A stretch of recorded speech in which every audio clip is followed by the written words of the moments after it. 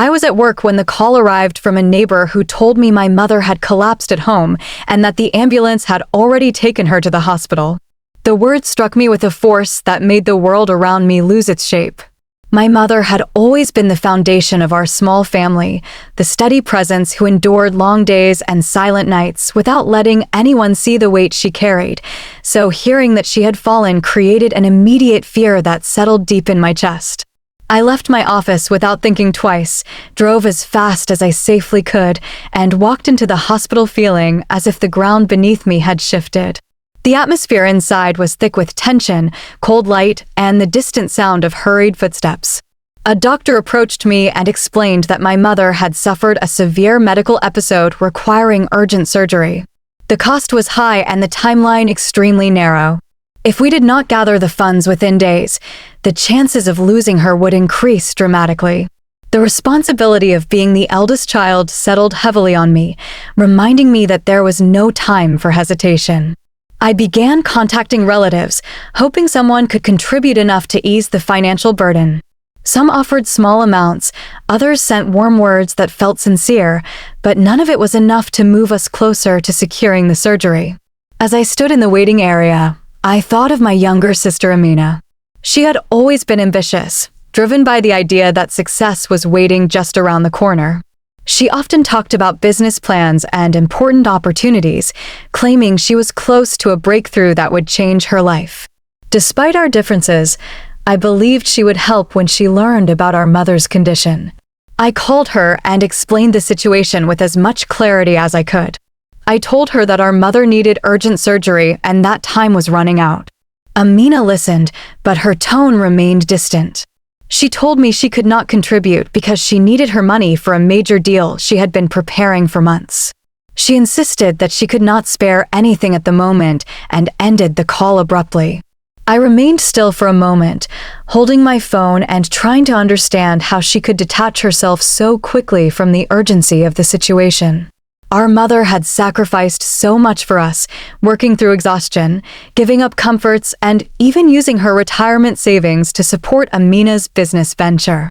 Remembering all of this made Amina's refusal feel incredibly painful, yet I reminded myself that anger would not save my mother. I walked back to the room where my mother lay surrounded by machines that emitted slow rhythmic sounds. Her face looked pale, fragile in a way I had never seen before. I took her hand gently and silently promised that I would do everything possible to save her. I began selling personal belongings, withdrawing savings, and reaching out to friends and colleagues. Every minute felt precious, and every small contribution felt like a step forward. The weight of the situation pushed me to act without pause. The hospital corridors were filled with families experiencing their own crises, and seeing their expressions reminded me that suffering was not unique, yet the absence of my sister during this moment felt painfully sharp. As the night progressed, the doctor reminded me again of the approaching deadline. I stepped outside to breathe and let the cool air calm my thoughts. I remembered moments from my childhood when my mother stayed awake to help us with school, prepared meals after long shifts, and encouraged us through difficult days. I remembered her handing Amina an envelope filled with her savings for the business she dreamed of building. These memories fueled my determination. I contacted distant relatives, former coworkers, and even people I had not spoken to in years. Their kindness surprised me. Some offered small loans, others gave emotional support that strengthened my resolve. By morning, I had gathered a portion of the needed funds, but not enough. I checked on my mother again, watched her breathe slowly, and felt a surge of emotion. I wished she would open her eyes and tell me that everything would be all right, but the silence reminded me that I had to be the one to carry the weight now. I continued gathering money throughout the day, and eventually, a colleague offered me a significant loan without hesitation. Relief washed over me, followed by gratitude for the unexpected generosity. With renewed determination, I completed the remaining amount by selling more belongings and accepting help from supportive friends. By late afternoon, I returned to the hospital with enough funds to schedule the surgery. A calmness settled over me, the kind that comes only after hours of uncertainty, fear, and relentless effort. Sitting in the waiting area, I watched people passing by and thought about how emergencies had a way of revealing the truth about relationships. They showed who stepped forward and who stepped away. Looking at my mother through the window, I felt grateful that I had been able to act, grateful that she was still alive, and grateful for the strength that allowed me to keep going even when I felt alone. I promised myself that I would stand by her through every step of this ordeal and that nothing would stop me from fighting for her life. I moved through the next hours in a state of urgency that allowed no room for rest or hesitation. Every moment felt precious, and the pressure to save my mother grew heavier with each breath. I rushed between the hospital and my workplace, trying to maintain my responsibilities while carrying the weight of an emergency I had never imagined facing. Each time I returned to her room and saw her lying, still beneath the pale hospital lights, a new determination rose within me. I could not lose her. I kept repeating those silent words in my mind as if they could keep her alive a little longer. My first step was to sell the belongings that filled my home. Furniture that had taken years to gather was gone in a single afternoon. My living room became empty, my bedroom lost its familiar comfort, and the walls echoed when I walked through the hallway. I withdrew what remained of my savings, fully aware that the financial wounds would follow me for years. I accepted loans with high interest because none of that mattered compared to the possibility of saving her life. I remembered how she had once worked late nights and early mornings to provide for us, and that memory pushed me forward with a strength I did not know I possessed. During all of this, I kept trying to reach Amina. I sent message after message explaining the urgency, the timeline, and the impossibility of facing this challenge alone. Hours passed without an answer. My phone rested in my hand, silent and cold. When her reply finally appeared, it was short and distant. She said she was busy negotiating for her business and that I needed to handle everything myself. Reading those words felt like being struck by a truth I did not want to acknowledge. She had chosen her ambitions over the woman who had sacrificed everything for her. The disappointment settled deep inside me, forming a quiet ache that never left my thoughts.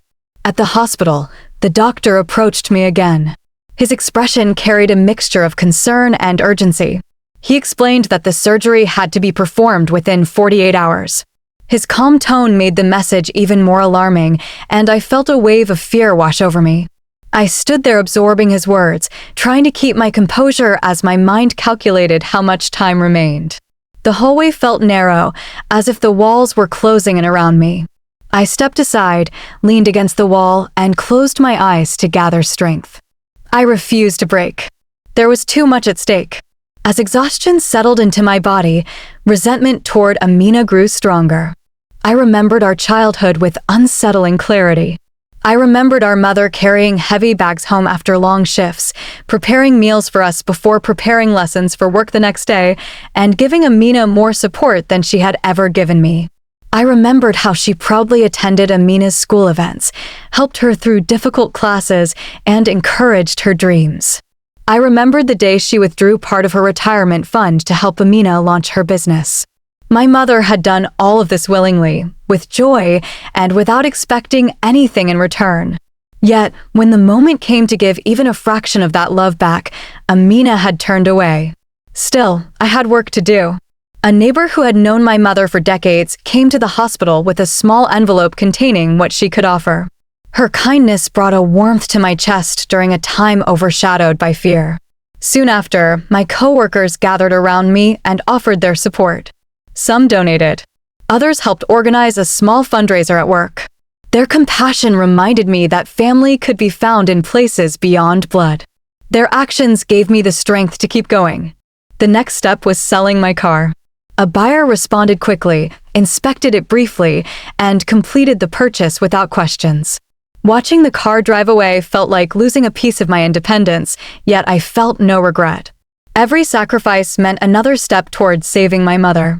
I counted the money again and again, adding each contribution with trembling hands.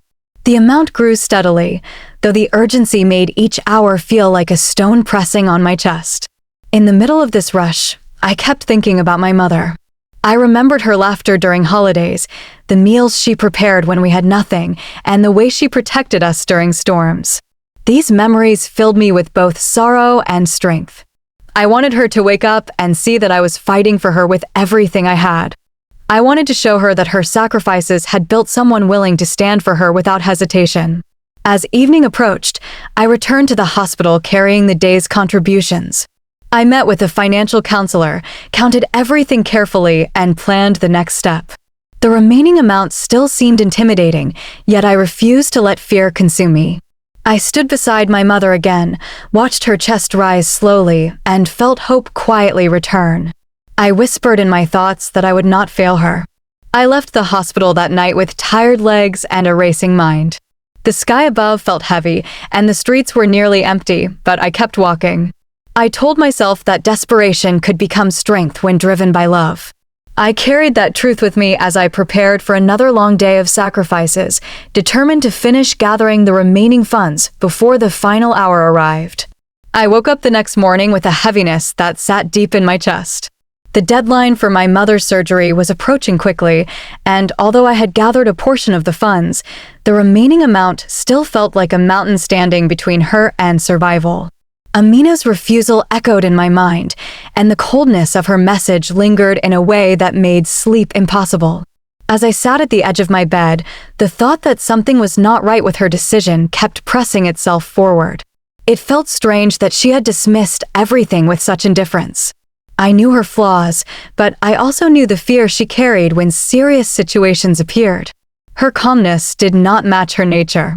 That thought pushed me to leave the house and drive toward her neighborhood. I wanted to confront her, but more than that, I wanted to understand what had changed her. I walked through the familiar streets with a growing sense of unease. The homes looked the same, yet something in the air felt different. When I arrived at the building where she lived, I saw one of her neighbors outside. I greeted her politely, hoping she could tell me whether Amina was home. She informed me that Amina had been coming and going at strange hours for weeks, always looking anxious, often avoiding conversations. I climbed the stairs with a tightening feeling in my stomach. When I knocked on Amina's door, there was no answer. I knocked again, harder this time, but the silence inside remained unchanged. I stood there uncertain of what to do next, until suddenly the door of the apartment across the hall opened. A young woman who recognized me from childhood stepped outside and quietly motioned for me to approach. I followed her into her living room, sensing she had something to share. She told me that Amina had not been truthful about her business. The major deal she had mentioned was not a real opportunity. It was a fraudulent investment scheme disguised as a luxury network marketing project. The people behind it promised large returns in exchange for repeated investments, and they convinced participants that only the most dedicated members would reach the top. Hearing this left me stunned. My mind went blank for a moment, and I struggled to grasp the magnitude of what she had said. Then she told me something even more devastating. Months earlier, Amina had used money from our mother's retirement savings for the same scheme. She had believed the promise of fast growth and elite membership, convinced that success was just one payment away. But instead of receiving anything, she had been pressured to pay more and more, each time with the threat that her membership would be removed if she refused. She had been trapped for weeks, trying to gather enough money to satisfy the scammers while hiding everything from me and everyone else. I sat there in silence, trying to breathe through the shock. The pieces of the puzzle fell into place all at once. The coldness in her voice, the refusal to help, the insistence that she could not spare a single cent, all of it suddenly made tragic sense. She had not been prioritizing a business opportunity over our mother. She had been drowning in debt and shame. She had been terrified of admitting that she had fallen for a scam, terrified of losing face, terrified that the truth would destroy her carefully built image. The young woman continued explaining that Amina had come to her a few days earlier in tears, pleading for advice. She had confessed that the scammers were demanding another payment and threatening to erase everything she had already put in. She had been panicking and unable to sleep, but she still refused to ask for help because she feared judgment more than financial ruin. Hearing this left me feeling hollow. I could imagine Amina sitting alone in her apartment, holding her phone with trembling hands, trying to hide her fear from everyone. I left the apartment and stood in the hallway, staring at the door to my sister's home. The anger I had felt earlier melted into something far more complex. Betrayal remained, sharp and painful, but it was mixed with compassion that I could not ignore. My little sister, who had always seemed so confident and determined, had been preyed upon by greed and manipulation. She had made disastrous decisions, but she had made them out of hope and fear, not cruelty. I walked back to my car slowly, each step heavy with thoughts I did not want to face. My mother had come close to losing her life, while Amina fought desperately to maintain an illusion of success. She had chosen silence instead of honesty, pride instead of vulnerability, and in doing so, she had nearly destroyed everything our mother had built for us.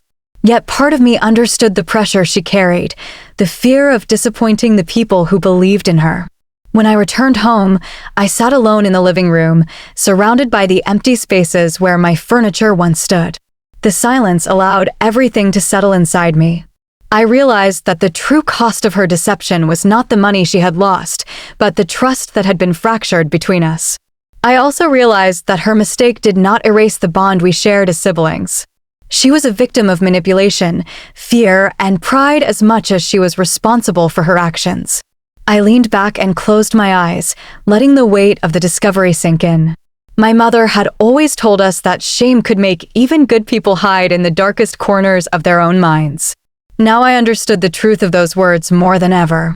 My heart felt both wounded and heavy, yet I knew I had to move forward. My mother still needed me. The deadline had not changed. The urgency remained. And now, more than ever, I carried the responsibility of saving her while holding the truth about Amina close to my chest. When the final portion of money fell into place, I felt a wave of relief that almost brought me to my knees. The sacrifices had been overwhelming. My home now looked like an empty shell, my savings were gone, and debts waited like shadows in every corner of my mind. Yet none of it mattered once the hospital confirmed that the surgery could move forward. I signed the last documents with trembling hands and followed the nurse to the waiting area, where time seemed to stretch like an endless road. I sat in silence, listening to the rhythmic footsteps of staff moving through the hallway, each sound reminding me that life could change at any moment. Hours passed in a blur of fear and hope. I kept replaying my visit to Amina's neighborhood, the truth about her so-called business deal, and the sinking realization that she had allowed our mother to face death while she hid her own shame. I told myself that anger would not help now, yet the feeling lingered in the background like a stubborn shadow. When the surgeon finally stepped into the waiting area and told me that the operation had been successful, I felt a rush of gratitude strong enough to wash away every doubt. My mother had survived. Her heartbeat, fragile but present, felt like a second chance. I entered her room quietly. She lay still, her breathing soft, her face pale yet peaceful. She did not know the storm that had surrounded her. She did not know about the money lost, the frantic days, the sleepless nights, or the painful truth I had learned about her youngest child. Seeing her alive filled me with a calm I had not felt since this ordeal began. I sat beside her, held her hand gently, and allowed myself to breathe for the first time in days. Later that evening, as I stepped out into the hallway, I saw Amina walking toward me. Her expression carried an attempt at concern, but her eyes revealed the fear she had been trying to hide. She approached slowly, as if unsure whether she should come closer. I watched her without speaking. A cold distance separated us, created not by what she had confessed to others, but by what she had refused to admit to me. She asked about our mother with a trembling voice. I answered with the fewest words possible, and the silence that followed revealed everything she needed to know. She studied my face with growing distress. Something in her shifted, as if the weight of my gaze had cracked the mask she had been holding together. Her shoulders collapsed, and she began to cry. The tears poured out like she had been holding them back for months. She told me everything in a single breath. How she had been pulled into a fraudulent investment scheme. How she had believed the promises of wealth and status. How the pressure to invest more had become unbearable. How she had used our mother's retirement savings, convinced she would replace it quickly. How the shame of failure had grown into a secret she could no longer control. I listened without interrupting. Her voice trembled with panic, guilt, and exhaustion. She spoke about the fear of disappointing everyone, the fear of being exposed, the fear of losing the image she had worked so hard to build. She admitted she had avoided my calls not out of cruelty, but because she felt trapped between the truth and the lie she had created. She said she could not face me because she believed I would never forgive her. She said she had wanted to help but had nothing left to give. When her confession finally reached the moment she had refused to help save our mother, she collapsed again. She told me she hated herself for choosing her pride over our mother's life. She said she had replayed that decision every night since. She begged for forgiveness, asked me to understand, asked me to see past the mistake and remember the bond we once shared. She cried so intensely that I felt a weight settle in my chest. Still, I said nothing. I simply stood there, letting the silence speak for me. In that moment, I realized that the money was not the heart of the wound. The true pain came from the instant she had chosen a fantasy over the woman who had given her everything. The moment she had heard our mother was dying and decided that her imaginary success mattered more. That choice had carved a distance between us that no apology could immediately repair. She waited for an answer, but I had none to give.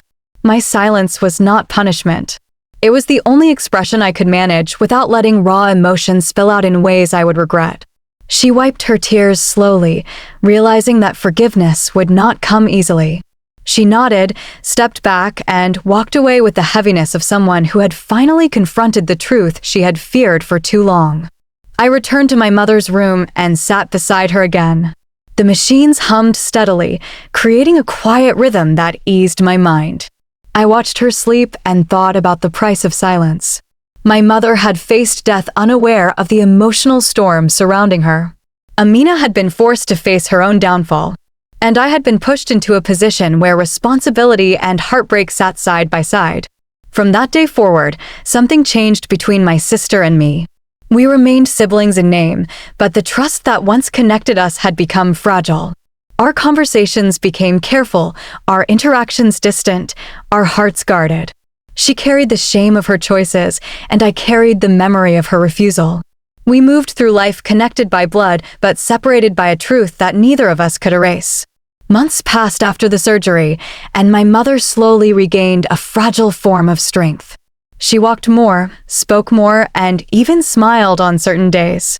She remained unaware of the whirlwind that had unfolded behind her closed eyes. I protected her from it deliberately. She deserved peace, not pain, and I refused to let her recovery be stained by the truth about Amina or the chaos that had nearly torn our family apart. During this period, life around me moved forward, but the weight inside me did not lift. I carried a quiet heaviness each day, knowing that the sacrifices made to save my mother were only part of the story. Something unresolved lingered like an echo I could not silence. Then, one afternoon, a letter arrived from the bank. The envelope was thin, but the moment I held it, I felt as if it contained something far heavier than paper. The letter revealed a detailed investigation regarding unauthorized withdrawals from my mother's retirement account. The dates matched the timeline Amina had mentioned in her trembling confession. According to the bank, irregular transfers had been flagged, and the financial team had opened a formal case. Further analysis had identified connections to a fraudulent network of digital accounts. The scam that had trapped Amina had finally reached the surface.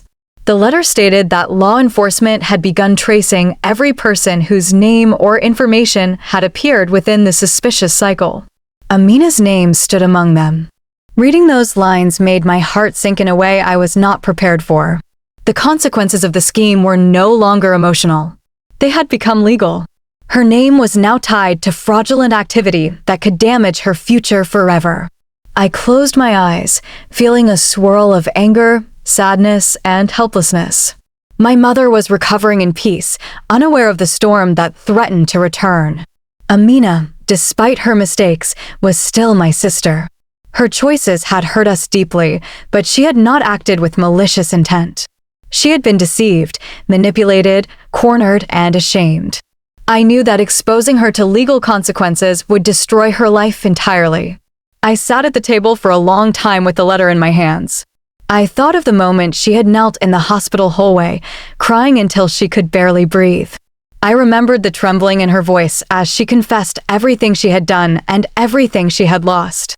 She had begged for forgiveness, but what had struck me the most was the fear in her eyes, a fear born not from being discovered, but from believing she had ruined everything our mother had built. Despite the resentment I still carried, I could not bring myself to let her fall apart completely. In the days that followed, I gathered the remaining savings I had managed to recover after paying for the surgery. I met with the bank, listened to their explanations, and examined the documents placed before me. They showed the exact amount missing from the retirement account. I signed papers, filled forms, and transferred my own money to cover every irregular withdrawal. When the bank confirmed that the account had been fully restored, the investigation shifted its direction. With no loss recorded under my mother's name and no pending claim, Amina's involvement was quietly removed from the primary line of inquiry. The scammers were eventually identified by authorities, as the network had targeted hundreds of victims across the country. Their names moved forward in the investigation while Amina's disappeared from the files. The case continued, but the path that could have destroyed her was erased. She never knew.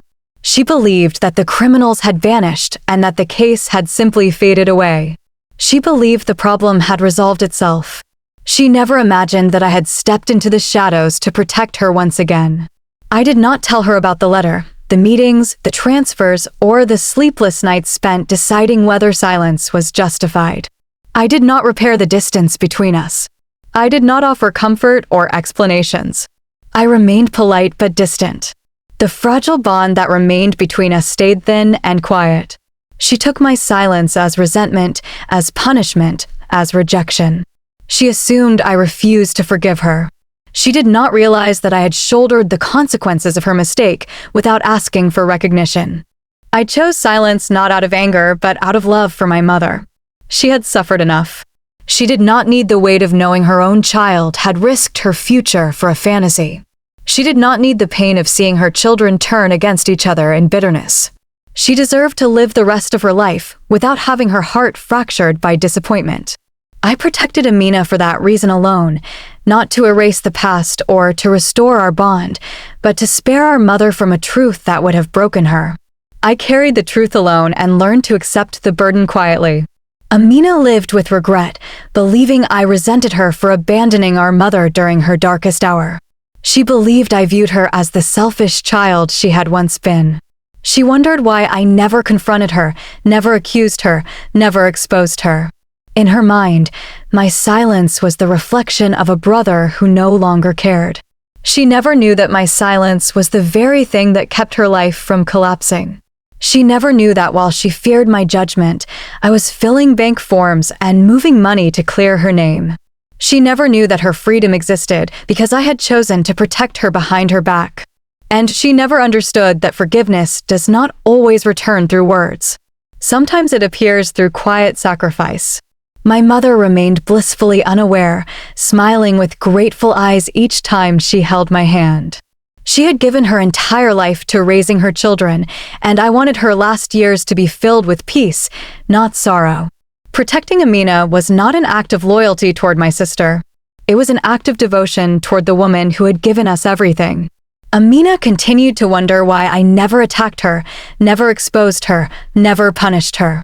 She never discovered the hidden price I paid to keep the family from falling apart. And perhaps it was better that way.